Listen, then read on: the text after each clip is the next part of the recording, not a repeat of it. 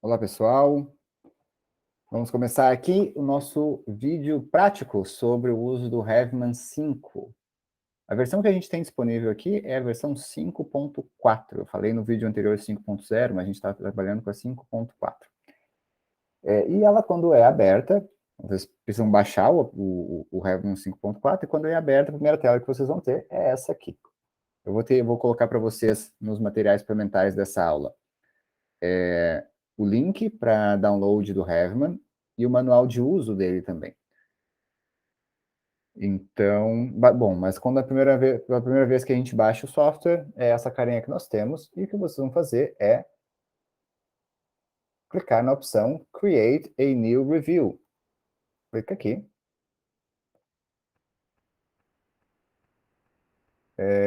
Bom, aqui tem algumas perguntas iniciais para como configurar essa revisão. Aqui é os tipos de revisão que são possíveis fazer no Havman. Vejam que tem várias possibilidades de revisão, né, de revisão de intervenção, que é mais adequada para o tipo de meta-análise que a gente faz em pesquisa pré-clínica, não é exatamente, ou necessariamente, uma de intervenção como se entende na clínica, nas meta-análises clínicas, mas é o que nos serve aqui. Mas vejam que a gente tem aqui revisões de acurácia diagnóstica. Isso até pode ser feito em animais, não é nada comum, mas pode ser feito. Revisões metodológicas, revisões, overviews, revisões flexíveis, que aqui é um guarda-chuva para todo tipo de outra revisão. A gente vai para revisão de intervenção. Passa adiante, vocês podem colocar um nome para a revisão de vocês, com alguns templates pré-definidos. Não é obrigatório fazer isso, mas vamos dizer que a gente tem a opção de intervenção para a doença, intervenção A versus intervenção B para um problema de saúde, intervenção para a doença em um grupo específico de pessoas, enfim. Esse aqui parece adequado para animais, né? Então vamos colocar o mesmo exemplo que eu abordei nas outras aulas, tá? Uma intervenção sendo a privação de sono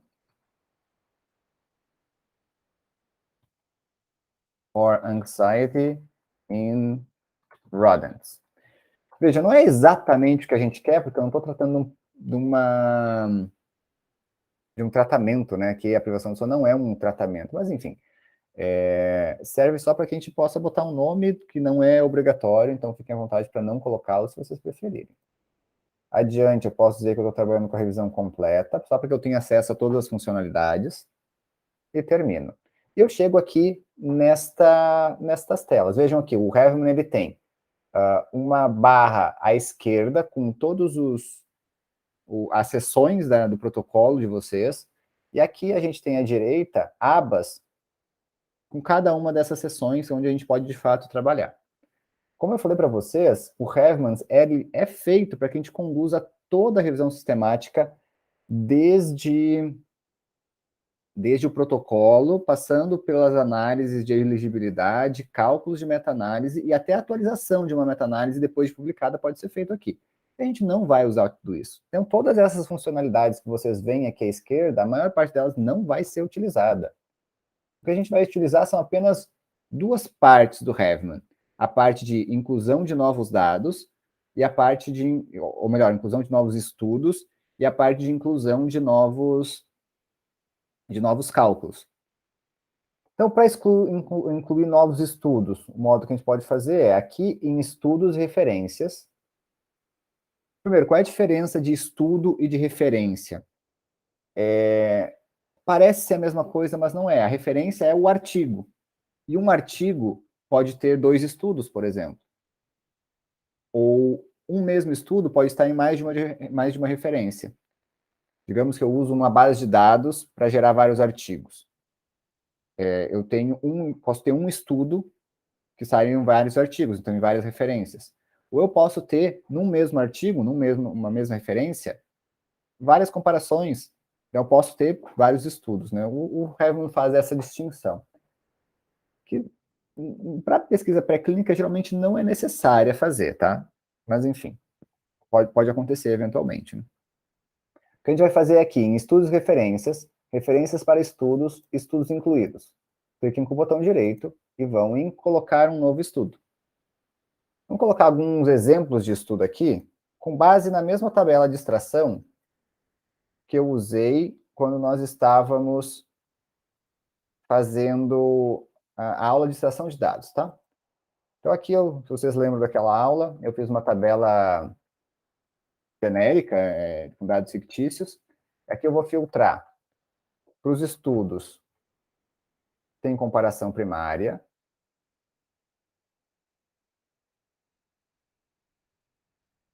E que tiveram dados passíveis de inclusão. E, de fato, nós temos todos aqui. Então, a gente vai fazer agora no Heavman uma revisão, uma meta-análise fictícia com esses 6 estudos. O estudo do Lennon, do Osborne, do Halford, do Cotepelto, do Summit e do Falaschi. Então, o que eu vou fazer? Primeiro, eu tenho que só cadastrar os estudos. E aqui a gente pode ter um código identificador para cada estudo, de acordo com a natureza da revisão de vocês. Mas o mais simples é nome e ano. Então, a gente vai ter aqui o Lennon, 1966. Aí eu clico em próximo. Próximo. O ano já é identificado automaticamente. Próximo. E pronto.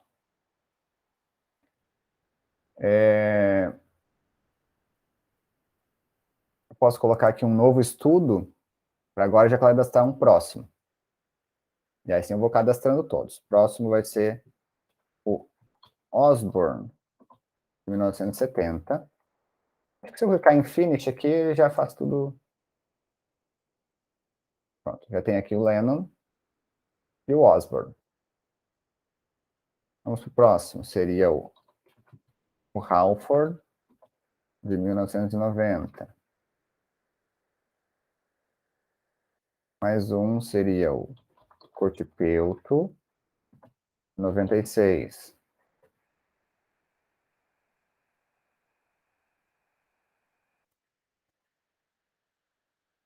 Depois o Summit, 2001. E, por fim, o Falaschi, de 2004. Cadastrei meus 6 estudos. Não tenho nada além de um ID do estudo aqui. Eu não tenho os dados, as variáveis, nada. Tamanho de amostra, nada. Só informei para o software agora que eu tenho esses 6 estudos. O que eu vou fazer com eles? Bom, eles estão aqui. Aí eu saio dessa seção de referências e vou para a seção de dados e análises.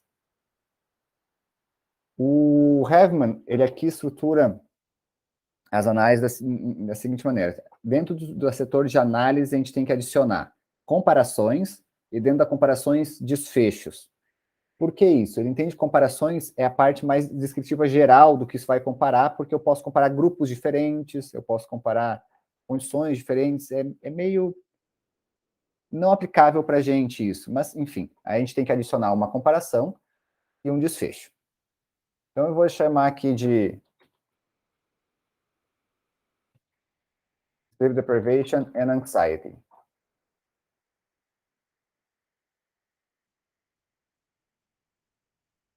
E aí eu vou colocar um desfecho. Deixa eu fechar aqui para mostrar para vocês como é que isso vai... Opa, não só aqui. Então, eu tenho minha primeira comparação. Privação de sono e ansiedade. Botem qualquer que seja o desfecho de vocês, tá? A comparação de vocês. E aí, nisto, eu tenho que colocar um desfecho. Então, tem a comparação, dentro da comparação, o desfecho, que é, de fato, o cálculo da meta-análise comparado aqui em desfecho. E é aqui que eu vou inserir dados. Primeiro, a gente tem que incluir que tipo de dados nós temos. Lembrem que na revisão sistemática pré-clínica, a maior parte dos casos vão ser feitos com revisões de dados contínuos. Em alguns casos, a gente vai ter dados dicotômicos para mortalidade, principalmente mortalidade. Mas geralmente são dados contínuos, e esse é o exemplo que a gente vai ter aqui. Dados contínuos. Tem uns outros casos aqui de meta-análise de dado individual, enfim, coisas que a gente não vai utilizar. Aqui vamos para dados contínuos. Vocês podem dar um nome para os grupos de vocês. O padrão, o default é experimental e controle. Eu quero botar aqui privação de sono e controle. Essas variáveis todas aqui vocês podem mudar ao longo das análises, não são fixas, uma vez que pré-definidas.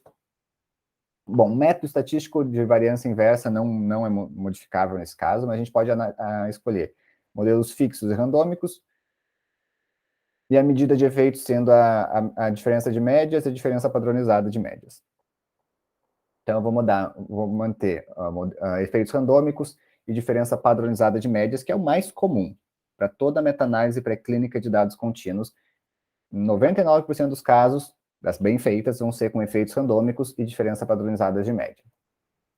Aqui a gente pode escolher o que a gente vai mostrar, principalmente em tamanhos de efeito. E o padrão é 95%, tanto no nível do estudo, quanto no nível da meta-análise final. Aqui a gente pode configurar como vai ser feito o gráfico de floresta. Então, aqui favorece... Esse nome aqui, favorece, não é muito adequado, porque isso geralmente se aplica quando a gente está tratando de intervenções, né? Mas vamos mantê-lo. Depois a gente pode modificar isso. E como é que a gente vai sortear? Sortear é ranquear os estudos no gráfico de floresta, por ID, por ano de estudo, por peso, enfim. Isso pode ser visto depois. Muito bem. Então, o que nós temos aqui é um gráfico de floresta vazio. O que eu vou fazer com ele agora? Aqui, em dados e análise, eu tenho a minha comparação, o meu desfecho. Eu posso botar um nome para o meu desfecho também, que vai ser o... Pensem aí em um desfecho que pode ser gerado nessa meta-análise. Poderia ser, para quem conhece análise de ansiedade em animais, sabe que o labirinto incluso elevado é o mais comum. Vocês poderiam botar aqui, por exemplo, tempo no braço aberto. Aí vocês podem colocar novos desfechos. Aí eu tenho aqui, nessa mesma relação de privação de sono e ansiedade, eu posso botar uma nova comparação e falar de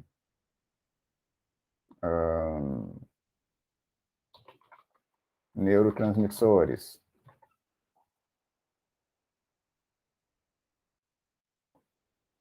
Então, veja, já tenho duas comparações. Aqui dentro de transmissores, eu posso colocar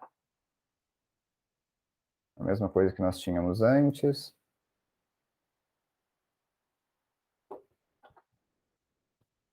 Então, vocês têm que configurar de acordo com os interesses de vocês. Com a natureza dos dados de vocês.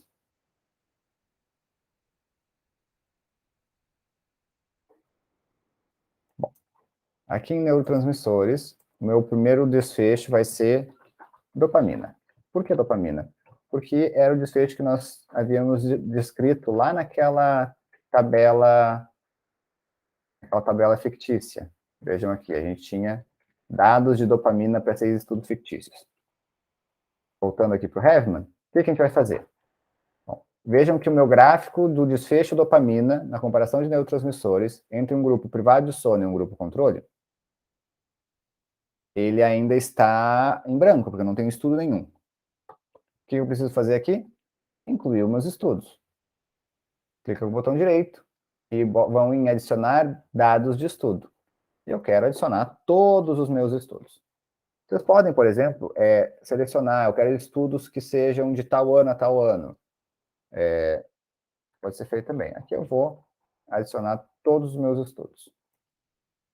Todos entraram aqui. Mas, veja, eu até agora só selecionei, só informei para o meu software quais estudos existem, mas não coloquei dados. Os dados têm que ser colocados na mão. Ele não importa facilmente de nenhuma outra fonte. Então, vamos fazer isso juntos aqui.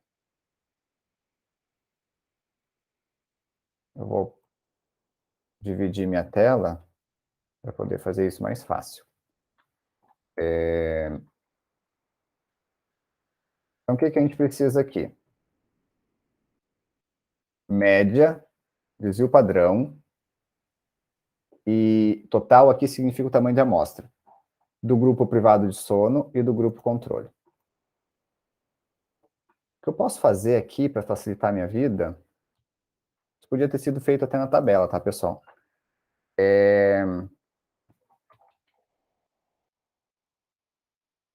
Para colocar tudo no mesmo formato que a gente tem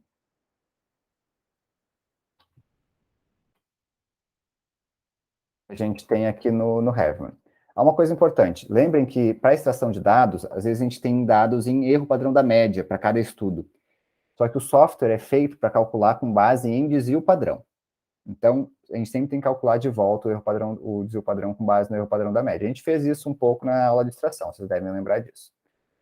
Bom, então, eu tenho aqui todos os dados, eu vou excluir, vou botar aqui isso aqui tudo. Estou corrigindo em tempo real só para ficar mais fácil para a gente colar. Vamos excluir os dados de erro padrão da média.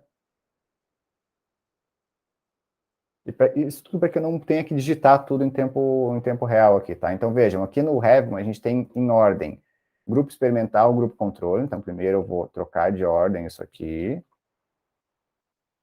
Experimental e grupo controle. E, além disso, ele tem média, desvio e N. E aqui na minha planilha tem o N, média e desvio. Então, eu vou só trocar as coisas de ordem para facilitar a nossa vida.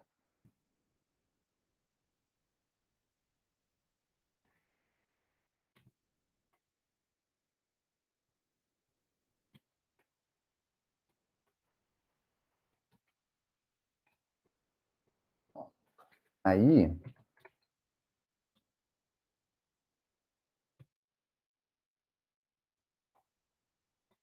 isso eu consigo... Acho que consigo, vamos testar juntos. Copiar e colar tudo aqui de uma vez só.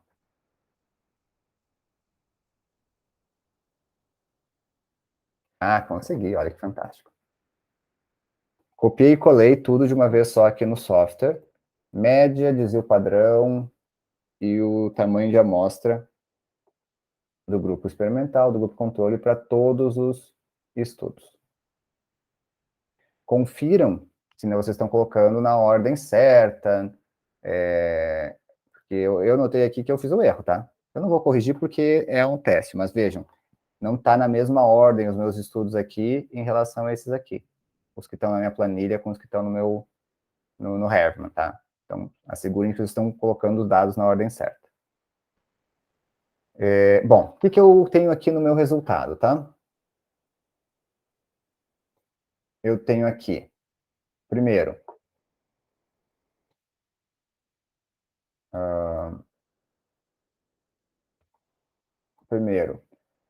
o peso de cada estudo. Vejam que está bem distribuído, né? Tudo ao redor ali de... Só um estudo com 14%, outros todos 17% de peso na amostra. Isso aqui, avaliar os pesos dos artigos é sempre importante, porque às vezes se nota erros nas análises pelos pesos dos artigos. Uma coisa que aumenta muito o peso de um artigo... O peso de um artigo está relacionado com duas coisas.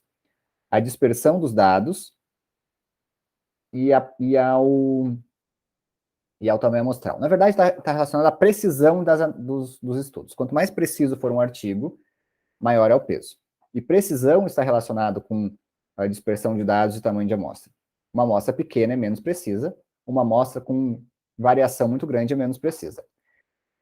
Quando a gente confunde erro padrão da média com desvio padrão, geralmente a gente acaba dando um peso muito maior para o estudo. Porque se eu pego o valor de erro padrão da média, que é naturalmente muito menor do que o valor de desvio padrão, e considero ele como desvio padrão, vai parecer que o estudo é muito mais preciso do que ele vai ganhar um peso muito maior. Então, aqui a gente pode até fazer esse controle. Mas, enfim, temos o peso do artigo. E temos o tamanho de efeito de cada um deles e o intervalo de confiança de cada um deles. Veja que a gente tem um intervalo de confiança que, assim, são zero, né? Porque a média é muito parecida aqui deles. Muito bem. E aqui, por fim, tenho todas as estatísticas, tem o valor de quadrado, que é um valor de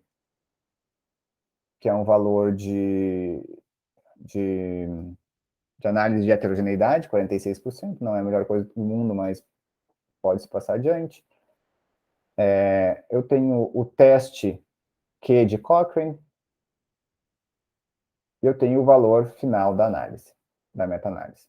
E aqui eu tenho o gráfico de floresta. Uma coisa que a gente pode sempre fazer no gráfico de floresta é melhorar a visibilidade dele. Esse aqui é o nosso gráfico de floresta, tá? Então a gente pode sempre melhorar a escala dele. Essa seria uma meta-análise sem efeito, porque notem que a gente tem um tamanho de efeito aqui que não cruza, que cruza o valor de zero. Primeiro, eu não sei se vocês já pararam para pensar por que o valor de zero que determina se um grupo é maior do que outro. Porque quando a gente trata de diferença de grupos em variáveis contínuas, o modo mais simples de fazer o cálculo de efeito é uma média de um grupo em relação à média de outro grupo. Quando eu faço um menos o outro, se o valor é positivo, significa que um grupo é maior do que o outro. Se o valor é negativo, significa o oposto. Então, o zero é realmente o ponto de corte da direção do efeito. Isso é diferente de quando a gente faz medidas de dados categóricos, porque a gente não está fazendo uma subtração, a gente está fazendo uma divisão. E aí, a barra está no 1. Porque uma divisão acima de 1, cujo produto cujo resultado está acima de 1, significa que o numerador é maior que o denominador. Se é abaixo de 1, significa o inverso. Então, a barra está em eixos de 0 para variáveis numéricas, contínuas, e está no número de 1 para variáveis categóricas. Vamos brincar um pouquinho com esses dados, para ver se a gente consegue chegar a dados significativos aqui. A gente pode, aqui eu troco, né, para testar o sistema aqui. Vamos aumentar o valor, eu quero aumentar o outro. Este aqui vai para 200. Pronto. Tudo calculado em tempo real, tá? Outras coisas que eu posso fazer aqui. Análise de subgrupos são feitas de um modo muito simples. O que é análise de subgrupo? É aquele em que a gente separa os estudos com base em uma característica específica. Aqui a gente pode fazer, por exemplo, uma análise de subgrupo. Quero fazer uma análise de subgrupo só com os estudos conduzidos na Europa. Então, para fazer só os da Europa aqui, eu tiraria o Falaschi, só o Falaschi, que não é europeu. E vejam como o gráfico de floresta não muda, mas ao tirar o check aqui do nome do Falaschi, o tamanho de efeito da análise completa se altera. Eu quero fazer uma análise subgrupo para ver o efeito do tempo, ou da época em que o estudo foi feito, e com isso eu quero excluir todos os estudos antes de 1990. Por que se faria isso? Porque talvez antes da década de 90 se usava um tipo de técnica diferente, ou a principal técnica que se tem hoje foi descrita na década de 90. Eu tiraria aqui, antes de 90, o Lennon e o Osborne. Então vejam que, né, tudo é calculado em tempo real. Então, a gente pode fazer análise de subgrupo bem fácil. Outras coisas que eu posso modificar. Tamanho de efeito por média simples e por média padronizada. Isso muda, primeiro, o tamanho de efeito do estudo. Eu estou mudando o nível do estudo. Tá? Então, basicamente, em um, eu estou fazendo uma subtração de um grupo pelo outro, e no segundo, eu continuo fazendo uma subtração, mas em unidades de desvio padrão, que é uma coisa bem difícil de interpretar. Por que eu faria, por que eu poderia usar essa diferença de médias padronizada? Porque quando eu transformo os meus resultados em unidades de desvio padrão, eles perdem a unidade anterior, a unidade na qual ele foi medida. Isso faz com que eu possa calcular, eu possa comparar estudos conduzidos em unidades diferentes, desde que eles meçam a mesma coisa. Por exemplo, eu posso calcular a distância que o animal percorreu no campo aberto, medida em centímetros, medidas em polegadas e medidas em quadrantes cruzados. Vejam, não são as mesmas medidas e não são sequer facilmente comparáveis, mas eles medem a mesma coisa. Então, eu posso fazer isso com a diferença de médias padronizada, não posso fazer com a diferença de média simples. Então, nesse botãozinho aqui, é um botão, só clicar um botão eu troco de média simples para média padronizada, e aqui eu estou mudando o nível do cálculo a nível do estudo. O outro botão é o do cálculo do tamanho de efeito ou do modelo de efeito da análise, da meta-análise.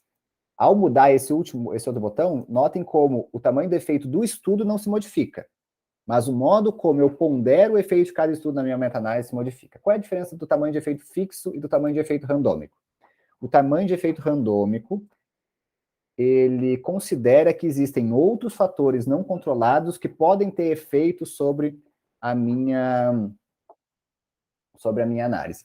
A dica é o seguinte: a análise de vocês está sujeita a algum tipo de heterogeneidade não controlada ou heterogeneidade com implicância prática? Por exemplo, vocês estão colocando ali linhagens de animais diferentes, vocês estão colocando animais de idades diferentes, vocês estão colocando intervenções com alguma diferença, tudo isso é suficiente para decidir por tamanho de efeito randômico, que é mais impreciso, ele estabelece uma certa imprecisão. O intervalo de confiança é sempre maior, portanto, a chance de dado significativo é menor. Mas é bom que se faça dessa maneira. Vejam como o tamanho de efeito fixo, o diamante aqui é menor, enquanto o tamanho de efeito randômico é menor. Para terminar, o que a gente pode extrair disso aqui? A gente pode exportar o gráfico de funil. Então, isso aqui já sai pronto para que vocês coloquem como figura de um artigo de vocês. Vocês podem fazer a mesma coisa aqui para uma análise de subgrupo. Ele já corrige aqui.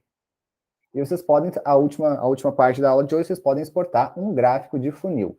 Gráfico de funil com poucos dados é sempre muito ruim de interpretar. Um gráfico de funil com 6 dados não traz interpretação confiável.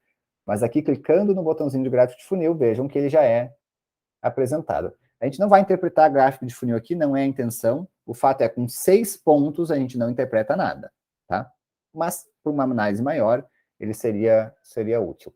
Aqui o padrão é que a gente coloque o inverso da variância pelo tamanho de efeito.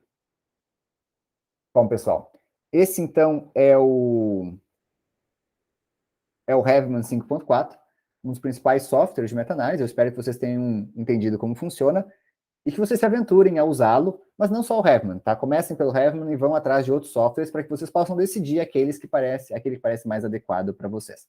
Até a próxima!